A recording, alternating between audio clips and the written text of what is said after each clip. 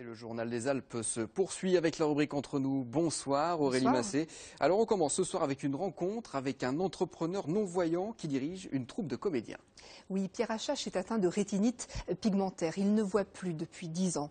Un handicap qui ne limite en rien sa créativité et son esprit d'entreprise. Ce quinquagénaire a mis en scène une pièce de théâtre. Vincent Abran et Faïza Garel.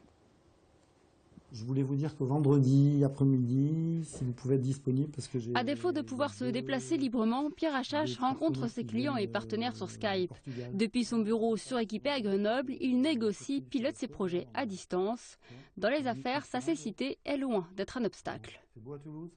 Ce qui est paradoxal, c'est que mes clients, ou les gens avec qui je suis en relation, quand ils ont affaire à quelqu'un qui a d'incécité ou avec un autre handicap, j'ai l'impression que c'est une porte ouverte vers le, entre guillemets, l'humain.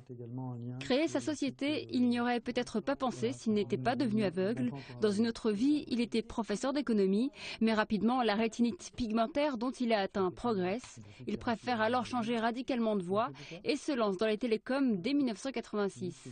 Aujourd'hui, son entreprise compte une vingtaine de salariés. Cette singularité, on peut la transmuter en force.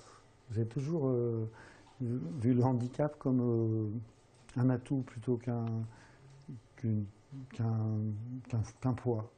Et donc, aussi bien pour la création d'entreprise que dans mon parcours, donc pour la reprise aussi, je pense que ça va faciliter les relations, soit avec les banquiers, puisque pas les banquiers, les salariés.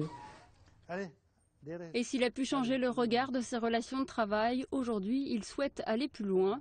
Depuis plusieurs semaines, il se rend au théâtre Prémol le soir.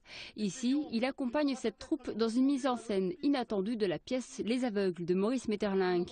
Tous les comédiens se préparent à jouer leur rôle d'aveugles les yeux bandés sous les conseils de Pierre. On a travaillé avec lui plusieurs fois chez lui et on a pu observer un peu comment il vivait, comment est-ce qu'il arrivait à se déplacer dans sa maison entre les différentes pièces et on a un peu calqué dessus pendant les répétitions. Une pièce que le public est invité à écouter, ressentir les yeux bandés. Pour Pierre, une manière d'ouvrir les voyants à une autre perception de la réalité. Ne lui faisons pas de reproches aujourd'hui.